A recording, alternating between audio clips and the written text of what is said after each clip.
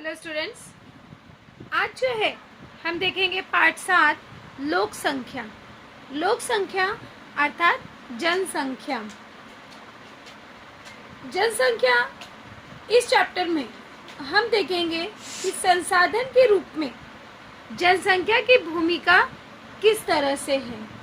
इसके अलावा जनसंख्या का वृद्धि अर्थात उसका अर्थ देखेंगे और जनसंख्या वृद्धि पर प्रभाव डालने वाले कारक के विषय में आज हम अध्ययन करेंगे। तो सबसे पहले जैसे अगर कहीं की भी जनसंख्या हमें जाननी है तो एग्जाम्पल के तौर पर ये आपके लिए एक एक्टिविटी है जिसे आपको घर बैठे करना है कि सबसे पहले आपकी कक्षा में कुल संख्या कितनी है, विद्यार्थियों की कुल संख्या कितनी है, ये पता करके आपको लिखना है। उसके बाद उनमें से कितने लड़के और कितनी लड़कियां हैं, यह जानकारी आपको प्राप्त करनी है। उसके बाद कितने विद्यार्थी अनुपस्थित हैं, अर्थात उस दिन कितने विद्यार्थी अनुपस्थिति हैं, एब्सेंट हैं। आपके विद्यालय में कुल कितने विद्यार्थी हैं, विद्यालय में कितने लड़के एवं कितनी लड़कियां हैं, किस कक्षा में विद्यार्थियों की संख्या अधिक है और किस कक्षा में सबसे अधिक अनुपस्थिति है। तो इस तरह से जब इन सब की जानकारी हम प्राप्त करते हैं तो इससे हमें पता चलता है कि विद्यालय में विद्यार्थियों की जनसंख्या कितनी है। तो आइए इसी तरह से हम देखते हैं कि किस तरह से जनसंख्या जो है उसका पता लगाया जाता है और उसके लिए जनसंख्या वृद्धि के लिए कौन कौन से कारक जो है वह महत्वपूर्ण भूमिका निभाते हैं। तो सबसे पहले हम देखेंगे ये जो उपरोक्त गतिविधियां दी गई, जैसे कि जब आप अपने विद्यालय के विद्यार्थियों की संख्या का पता करते हैं, लड़के लड़कियों का अनुपात पता करते हैं या अनुपस्थिति पता करते हैं, तो उपरोक्त गतिविधियों के माध्यम से आपको अपने विद्यालय में छात्र संख्या से संबंधित जानकारी प्राप्त होती है। उसी तरह से जब देश में जनसंख्या का पता करना होता है तो उससे देश के लोगों की जनसंख्या के विषय में जानकारी प्राप्त होती है। इसी तरह गांव, तहसील, जिला, राज्य, देश एवं वैश्विक अर्थात वैश्विक स्तर पर भी जनसंख्या की जानकारी हम एकत्रित कर सकते हैं। यह जानकारी प्राप्त करते समय हमें आयु, लिंग संरचना, साक्षरता इत्यादि का विचार करना पड़ता है। तो यहाँ पे एक क्वेश्चन बन सकता है हमारा कि जनसंख्या की जानकारी प्राप्त करते समय हमें किन बातों पर विचार करना पड़ता है। तो जनसंख्या पर विचार करते समय हमें आयु, लिंग संरचना, साक्षरता इत्यादि का विचार करना पड़ता है। किसी प्रदेश के विकास में अनेक घटक सहायक होते हैं, उनमें से जनसंख्या एक महत्वपूर्ण घटक है। अर्थात जनसंख्या कितनी है और किस प्रकार की है, इसका प्रभाव देश के विकास पर पड़ता है।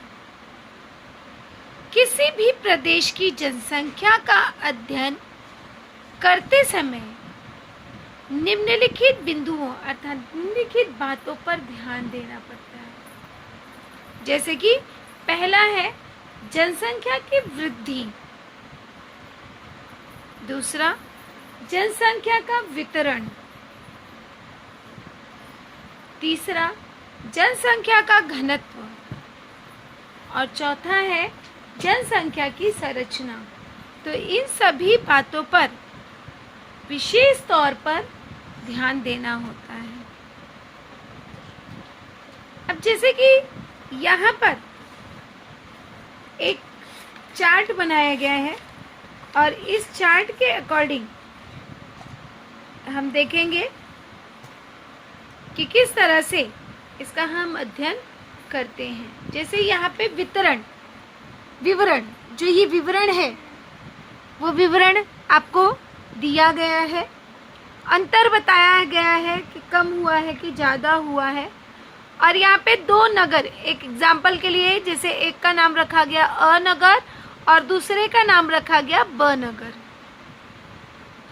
अब हम देखेंगे कि किस तरह से हम इसका अध्ययन करेंगे।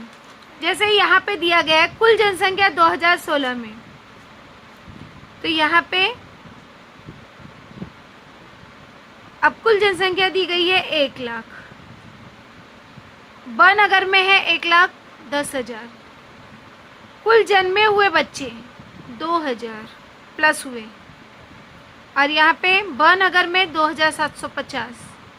मृत जनसंख्या, अब यहाँ पे माइनस हुए, मृत हुए अर्थात जनसंख्या में से क्या होंगे, ये माइनस होंगे, तो 1,500, और यहाँ पे 2,200।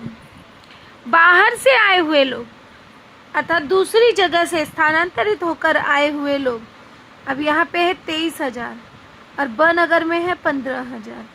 नगर छोड़कर बाहर गए लोग, क्योंकि कई सारे लोग जो है अब जैसे भारत को छोड़कर अमेरिका, यूएसए, इस तरह से अलग अलग देशों में शिफ्ट हो जाते हैं। तो नगर छोड़कर बाहर गए लोग 2,000 और ब नगर में 5,000।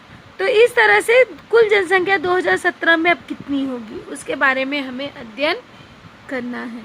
तब हम देखेंगे इस पर आधारित कुछ प्रश्न पूछे गए हैं। किस नगर में जन्मे हुए बच्चों की संख्या अधिक है? अभी जन्मे हुए बच्चे, ये रहा हमारा जन्मे हुए बच्चे, कुल जन्मे बच्चे, तो कहाँ पर अधिक है? अ नगर में अगर आप देखते हो तो 2,000 है और ब नगर में कितना है? 2,750। तो मतलब हमें उत्तर क्या मिला कि ब नगर में जन्मे हुए बच्चे की संख्या अधिक है। इसी तरह से दूसरा क्वेश्चन है, मृत लोगों की जनसंख्या किस नगर में अधिक है? अभी हम देखेंगे मृत वाला, ये मृत जनसंख्या हो गई। अभी मृत जनसंख्या यहाँ पे कितनी है? अ नगर में 1,500 और ब नगर में 2,200। मतलब किस नगर में अधिक है मृत की संख्या? ब नगर में, क्योंकि यहाँ पे है 1,500 और यहाँ पे है 2,200। तो इस तरह से ब नगर में अगर हम देखते हैं तो मृत लोगों की जनसंख्या अधिक है। इसी तरह से अब यहाँ पे नेक्स्ट क्वेश्चन पूछा गया है कि किस नगर में बाहर से अधिक लोग आए हैं? अब बाहर से आए हुए लोग, अब हम यहाँ पे देखेंगे कि बाहर से आए हुए लोग, अब बाहर से आए हुए लोग यहाँ पे अगर अ नगर में देखते हो तो 23,000 है और अगर ब नगर में देखते हो तो 15,000 है। तो इसका अर्थ क्या हुआ कि यहाँ पर बाहर से आए हुए जो लोग हैं, जनसंख्या है, वो कहाँ पर अधिक है? अ नगर में, क्योंकि यहाँ पर 23,000 है और यहाँ पे 15,000 है। दोनों नगरों की वर्ष 2017 में जनसंख्या कितनी होगी, गणना करो। तो अगर हम गणना करते हैं तो यहाँ पे अ नगर का हो जाएगा हमारा 1,21,500, 1,21,500। इस तरह से हमारे अ नगर की जनसंख्या हो जाएगी। और अगर हम ब नगर की बात करते हैं तो यहाँ पे हमारा हो जाएगा 1,20,550, क्योंकि ये जो प्लस माइनस आए हैं उसे हम जोड़ते घटाते जाएंगे तो हमारा उत्तर यह हमें प्राप्त होगा कि अ नगर में 1,21,500 जनसंख्या होगी और यहाँ पे ब नगर में 1,20,550 होगी। अब अगर सभी बिंदुओं का विचार करते हुए बताओ कि एक वर्ष में किस नगर की जनसंख्या में अधिक वृद्धि हुई है। तो अधिक वृद्धि कहाँ हुई है? अब यहाँ पे अगर एक वर्ष 2016 से हम बात कर रहे हैं 2017 की, तो एक वर्ष में वृद्धि कहाँ पर अधिक हुई है?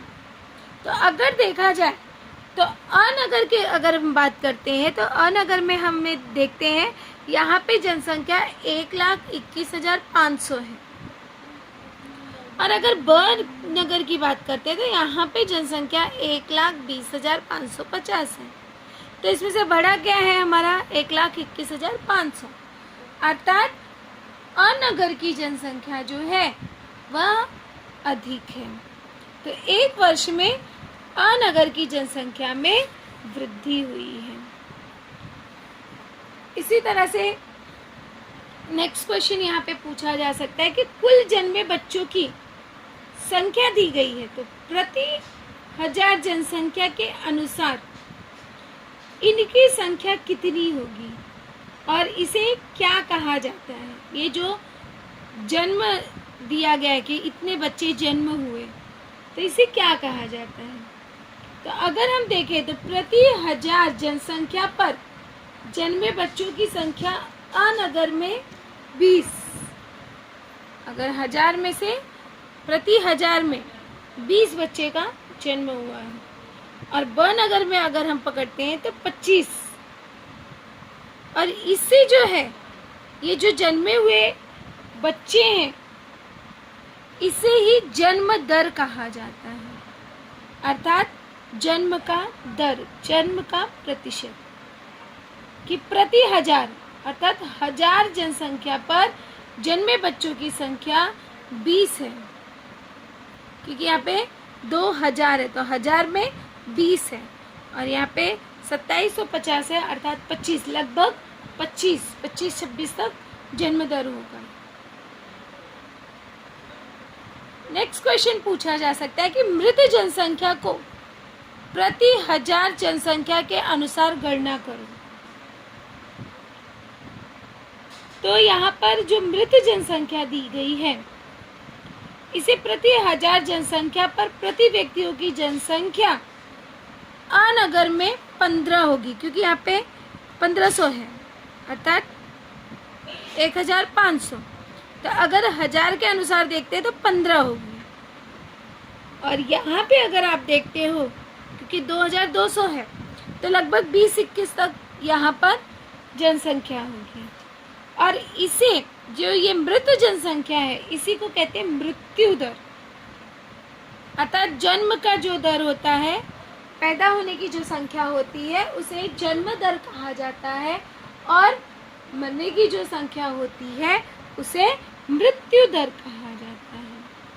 तो इस तरह से हमने देखा कि विवरण दिया गया है और साल भर में किस तरह से किसी देश का हम आंकड़ा निकालते हैं कि वहाँ की जनसंख्या कितनी है, जिसमें जन्मे हुए बच्चे, मृत जनसंख्या, बाहर से आए हुए लोग, नगर छोड़कर गए हुए लोग, ये सभी को ध्यान में रखकर वह आंकड़ा तैयार किया जाता है।